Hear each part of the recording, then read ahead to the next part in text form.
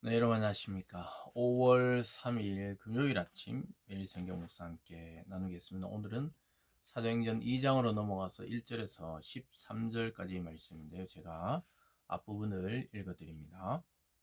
오순절날이 이미 이름에 그들이 다 같이 한 곳에 모였더니 호련히 하늘로부터 급하고 강한 바람 같은 소리가 있어 그들이 앉은 온 집에 가득하며 마치 불의 혀처럼 갈라지는 것들이 그들에게 보여 각 사람 위에 하나씩 임하여 있더니 그들이 다 성령의 충만함을 받고 성령의 말하게 하심을 따라 다른 언어들로 말하기를 시작하니라. 아멘. 오늘 본문의 내용을 통해 약속대로 성령이 오심, 약속대로 성령이 오시다라는 제목으로 말씀을 증거하겠습니다. 예수님께서 이 땅에 부활하시고 한 40여일간 돌아다니시고 또 제자들에게 나타나셔서 너희가 예루살렘을 떠나지 말라, 즉 성령이 오시기까지 내가 아버지께 요청해서 성령을 너희에게 보내리니 성령이 오시기까지 이곳을 떠나지 말고 또 성령을 받은 이후에는 예루살렘과 또 유다와 사마리아 땅 끝까지 이르러 예수님의 증인이 되라 말씀하셨습니다. 마침내 오순절날이 이름에 이렇게 되어 있습니다. 오순절날은 6월절로부터 50일째 되는 날입니다. 즉 예수님이 십자가에 달려 돌아가신 그 뒷날이 6월절이었습니다.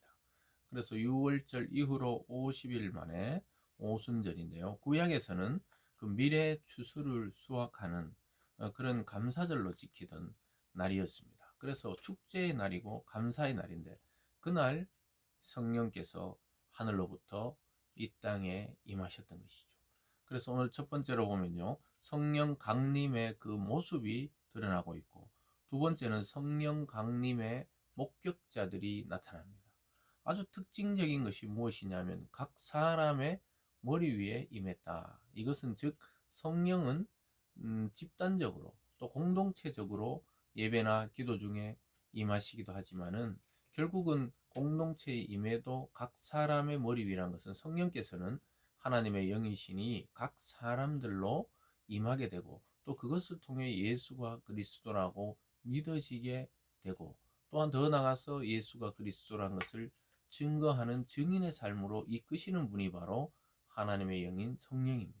그래서 하나님과 예수님과 성령은 각각 활동하는 것처럼 보이지만 사실은 그 세 분이 하나라해서 삼위일체가 되는 것이 동일한 일을 하게 하시고 동일한 능력과 권능으로 우리에게 능력 주시는 분들이 바로 하나님과 예수님과 성령님은 삼위가 일체가 되어 있는 것입니다. 그래서 한 하나님이 각자 위치에서 활동하는 듯이 그렇게 보이는 것이지만 실제로는 한 분 하나님이다. 우리가 이렇게 교리적으로는 말하는 것인데 이게 일일이 또 설명하면은 헛갈릴 수가 있지만은 이 하나의 하나가 되어서 일을 하신다. 이런 개념으로 보시면 좋겠습니다. 어쨌든 성령께서는 각 사람에게 임합니다.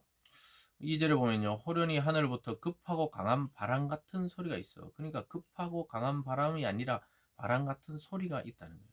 뭔가 이렇게 하늘로부터, 즉 성령은 하나님으로부터 이 땅에서 만들어낸 것이 아니라 하나님으로부터 임해서 어디에 임합니까? 3절에 마치 불의 혀처럼 갈라지는 것이 그들에게 보여 각 사람 위에 하나씩 임하였더라.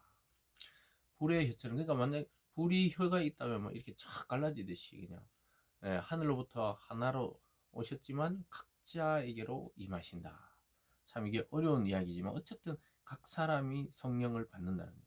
그래서 여러분이 받은 성령, 제가 받은 성령, 다른 성령이 아니라 하늘로부터 우리에게로 임하신 성령은 동일하시다는 것이죠. 그래서 그 하나님의 영이 우리를 하나님께로 이끌고 예수 그리스도를 구주로 고백하게 하고 예수님을 증거하는 그런 삶으로 나가게 합니다. 거기 보면요. 4절에 그들이 다 성령의 충만함을 받고 성령이 말하게 하심을 따라 다른 언어로 말하기 시작하니라. 다른 언어로 자기 고국어가 아닌 외국어, 즉 방언이라 볼 수도 있지만 이 당시에는 각 사람 머리에 임해서 각자가 어떤 다른 언어로 이야기하기 시작했던 것이죠. 그랬기 때문에 사람들이 볼 때 그 목격자들이 나타나죠. 5절에 그때 경건한 유대인들이 천하 각국으로부터 와서 예루살렘에 머물러 있더니 즉 예루살렘에 순례를 왔던 사람들이죠. 흩어져 있던 유대인들이 예루살렘 성전에 거기에 예배드리러 왔다가 이 소리가 나는 것을 보게 됩니다. 6절에 보면 이 소리가 나며 큰 무리가 모여 각각 자기의 방언으로 제자들이 말한 것을 듣고 소동하여 다 놀라 신기하게 여기 이르되 보라 이 말하는 사람들이 다 갈릴리 사람이 아니냐. 제자들에게 임한 그 성령은 가만 있지 못하게 했습니다. 격동 소동이 일어났다. 그러니까 성령이 임하면 어떤 곳에 부흥이 일어나고 사람들이 막 뜨거워지고 병이 치유되고 또 방언으로 말하기도 하고 또 복음을 막 예수가 구주라고 높이 외치기도 하니까 사람들이 신기하게 모여들기 시작했죠. 그런데 자기의 방언이라는 게 그 사람들은 천하 각국에서 왔어요. 그 유대인이지만 언어가 달랐습니다. 왜 그러냐? 이미 자기 조상 때로부터 흩어져서 살던 곳에 있었기 때문에 그 지방의 언어를 사용했는데 자기들의 자랐던 그 지방 언어로 이들이 뭘 말을 하는 거예요. 그러니까 이게 참 성령께서 보여주신 그 능력이죠. 그래서 내용은 똑같지만 각자 다른 언어로 들리게 됩니다. 그래서 외국에서 온 사람들이 그걸 다 알아듣기 시작한 거예요. 그 언어가 흩어졌던 언어가 여기서 하나로 모여 있는 것을 보게 됩니다. 그래서 그들은 놀랍게 이렇게 여기죠. 8절에 우리 각 사람이 난 곳 방언으로 듣게 되는 것이 어찌 되면 여기서는 외국어를 말합니다.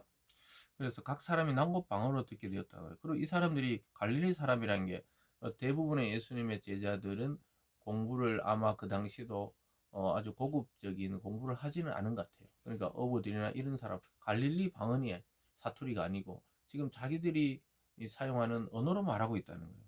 그 학문이 없는 자들인데 우리 각 사람이 지금 태어났던 곳 유대인이지만 각자 흩어져 살던 곳에 그 언어를 사용했기 때문에 외국어로 다 자기 나라 언어, 자기가 자랐던 언어로 듣는 겁니다.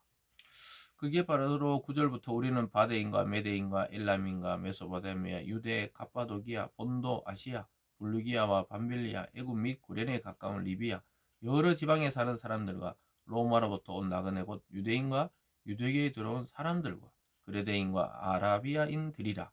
우리가 다 우리의 각 언어로 하나님의 큰 일을 말함을 듣는도다 하고. 하나님의 큰 일이 뭡니까? 예수님을 보내시고 고난당하시고 십자가에 죽고 부활하시고 하늘로 올려지셨다. 이것을 이 사람들이 태어난 로마인은 로마인, 아라비아인은 아라비아인, 구레네인은 구레네인, 각자의 그 지역에서 온 사람들이 다 자기들의 언어로 듣고 있다는 거예요. 여러분 이것이 놀라운 이 하나님의 역사입니다. 그래서 그들이 순례를 위해 왔던 수많은 그 유대인들, 흩어져 있던 유대인들, 얼굴은 유대인이었지만 언어를 각자 쓰던 사람들이 복음의 소식을 듣게 된 사건이 성령이 오신 이후의 첫 사건이었습니다. 사랑하는 여러분, 우리가 성령 받았다 하는 것이 감정의 폭발이 아닙니다. 성령을 받았다는 것은 예수가 구주요. 그 예수님이 너무너무 사랑스럽고 좋고 또 자기의 구원의 감격을 받았기 때문에 터져나오는 소리로 누군가에게 또 이 예수를 증언하는 것, 복음을 증거하는 것이 성령 충만한 사람의 특징입니다. 그래서 우리가 성령 충만이나 또는 성령 세례나 이런 단어를 쓰지만 그것의 궁극적인 것은 예수의 증인, 또한 내가 복음을 믿었듯이 타인에게 알아듣게 설명하는 그 사람이 바로 성령 충만한 사람이에요. 그래서 우리가 그런 걸 겉으로 드러나는 귀신을 추방하거나 또 병이 낫거나 또는 방언을 하거나 이런 것들만 성령 충만하다고 볼 수가 없는 거예요. 그것도 성령의 하나의 일들이지만 전체는 아닌 것이죠.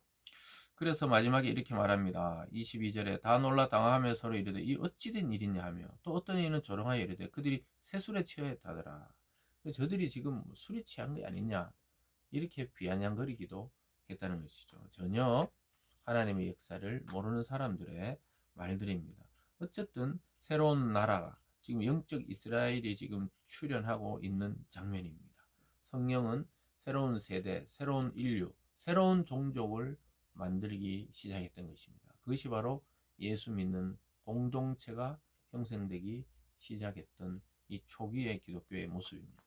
오늘날 또 교회는 성령의 임함으로, 성령의 인도로, 성령의 충만함으로 유지되고 또한 증거되고 또한 하나님께 예배드리는 공동체가 되어야 하는 것이죠.